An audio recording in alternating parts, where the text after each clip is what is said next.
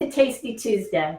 I'm Daryl Minch, Family and Community Health Sciences Educator for Rutgers Cooperative Extension of Somerset County. And today is Cinco de Mayo Day, so we thought we would celebrate the culture and heritage of Mexico by making Fiesta Wraps today. The recipe is, the link to the recipe is on our Facebook page, or else you can go to the Team Nutrition USDA website where they have all these healthy recipes for you.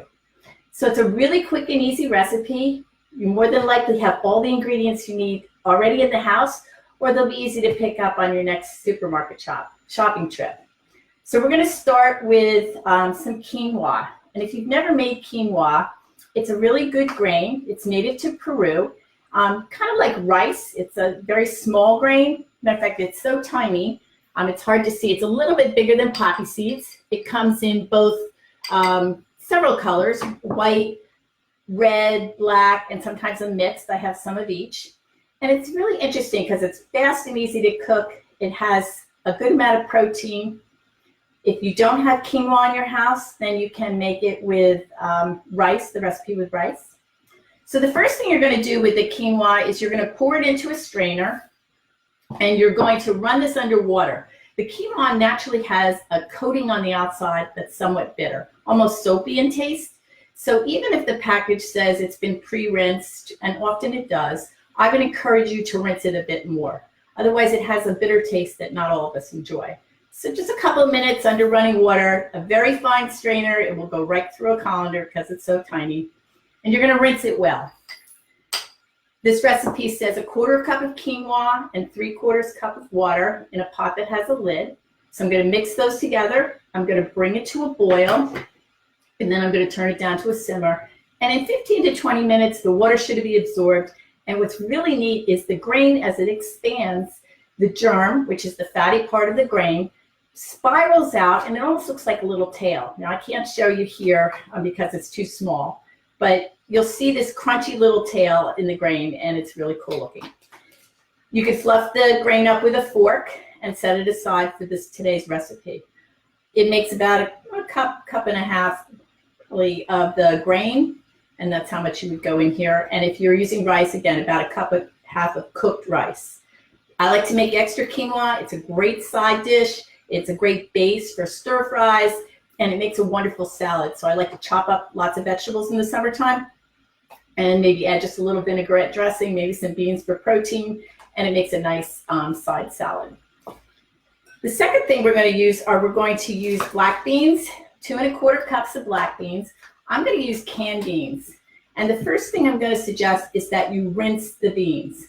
This does 2 things. By rinsing the beans, you remove some of the extra sodium, up to 41% of the sodium that's in the beans. When possible, I would choose reduced sodium beans. I do recognize that sometimes they're more expensive than the other store brands. And beyond that, I would read the labels. So I have 2 different store brands here. And one is 430 milligrams of sodium for a 1/2 cup serving. The recommendation for sodium for most Americans is 2,300 milligrams, and they would really like most people to move down to 1,500 milligrams of sodium. So that's a lot, and it's only 1/2 cup. This can is, neither one were reduced sodium. This can, the sodium was 130 milligrams. So big difference between the varieties. Definitely read the label and choose low sodium whenever possible. So I'm just going to rinse my beans really well under water. And the second thing that it does is it removes some of the sugars that leach out of the beans. They're naturally occurring, and our bodies don't digest those too well. So when they get down to our large intestine, our gut bacteria digest it.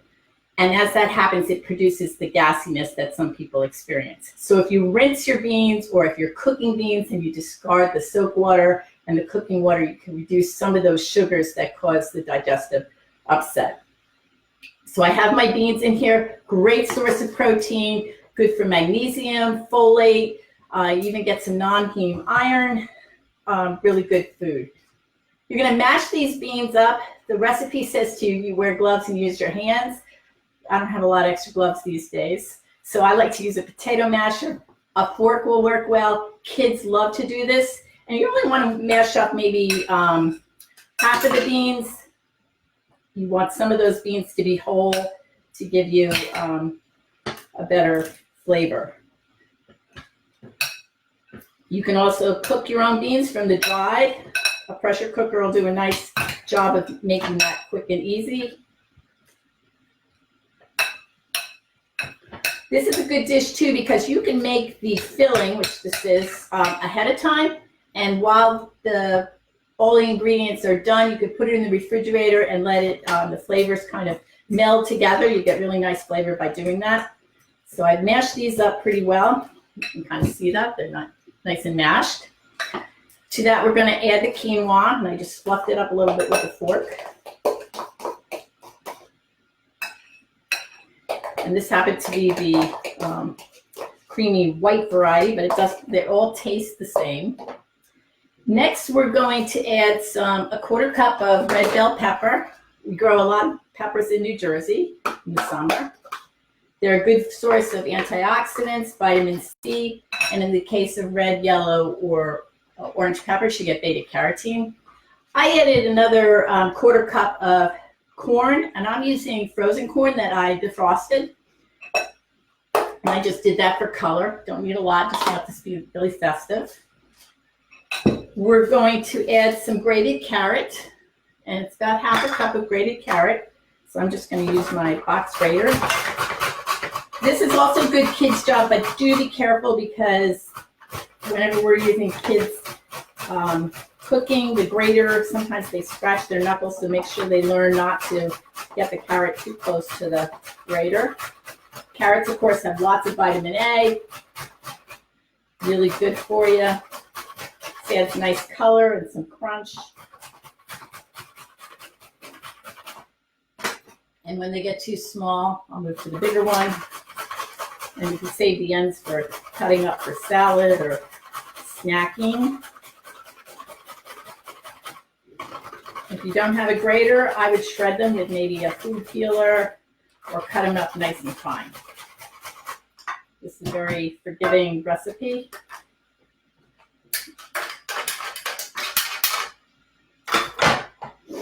So about half a cup of carrots.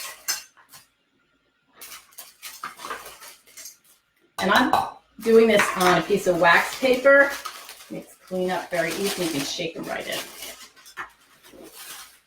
The next ingredient that we're going to use is a quarter cup of red onions. If you like a milder taste, you can use another kind of onion or leave it out entirely. I like the color and the vibrancy of the red onion. It smells really good.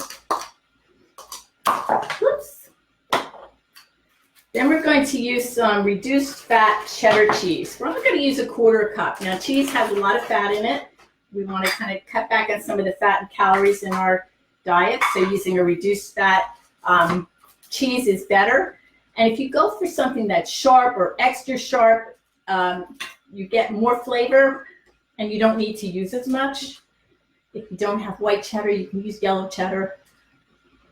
Again, we're not using a lot. As you can see, I'm down to the last little bits of my white cheddar, but I had enough for the quarter cup.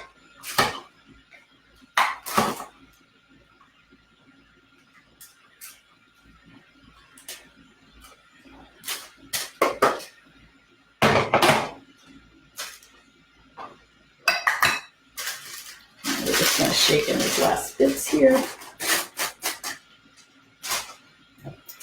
And now we're going to stir up our ingredients a bit, and we're going to add our spices. This is really colorful. Matter of fact, I think this would make it just great salad as it is, with a little extra vinaigrette perhaps.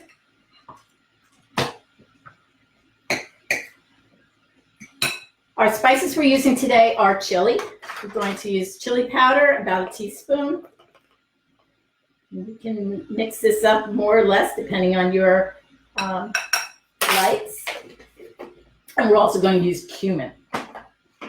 Cumin is very popular for Tex-Mex food. And this uses about a teaspoon and a half, or quarter, I guess. teaspoon and a quarter.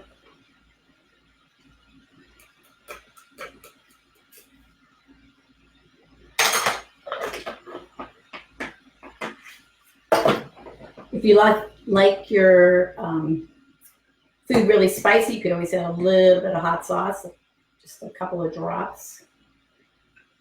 And then to add some vibrancy, we're going to add just a little bit of lime juice. It says fresh, but I happen to have jarred, so we're going to go with that. And we need about a teaspoon and a quarter.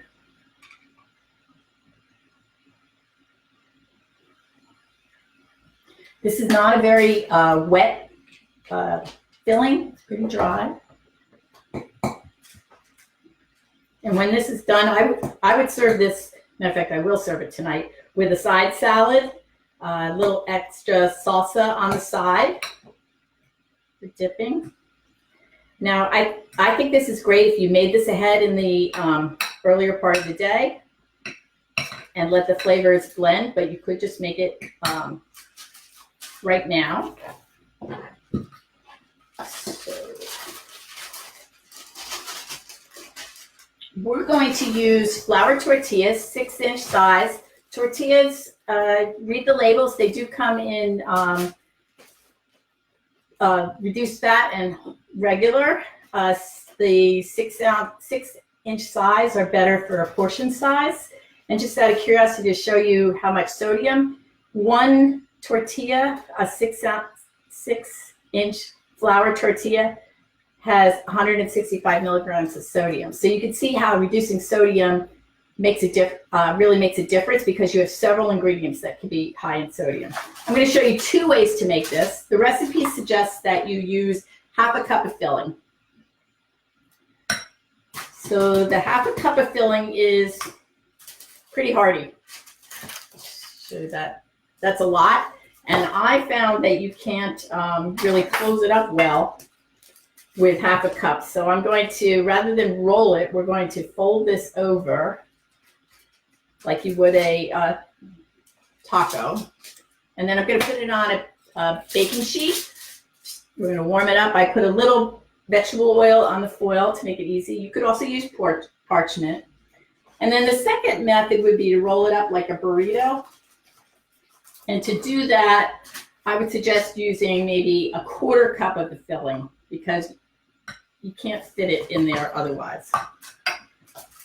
So you want your filling to be, you want the filling to be kind of in the middle. You're going to fold the sides in a bit. Back this up. And then I'm going to fold the bottom half up, and I'm going to tuck it under. It's hard to do with these tortillas. And just going to roll it like a burrito. That also goes on the tray.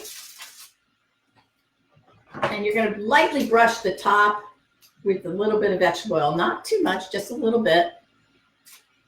If you are gluten sensitive or have an allergy to gluten, you could use corn tortillas instead. They won't, you can fold them over. They're not going to roll as well. They tend to be a little more brittle, but it is another option. If you want to do the other side just a little bit, you can. And when you're folding the burrito, you want to put it seam side down so it doesn't come apart. This is going to go in the oven for about 10 to 15 minutes to get the filling warm and start to brown the tortillas. You could use also brown the tortillas before and do them in a pan and then fill them. That would be another option. So let me get you the finished product.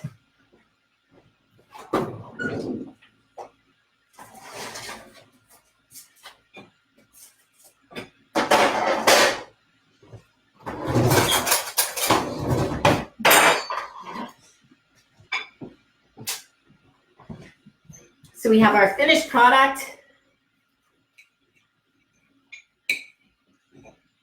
It's nice and steaming hot. And you have 2 ways to serve it.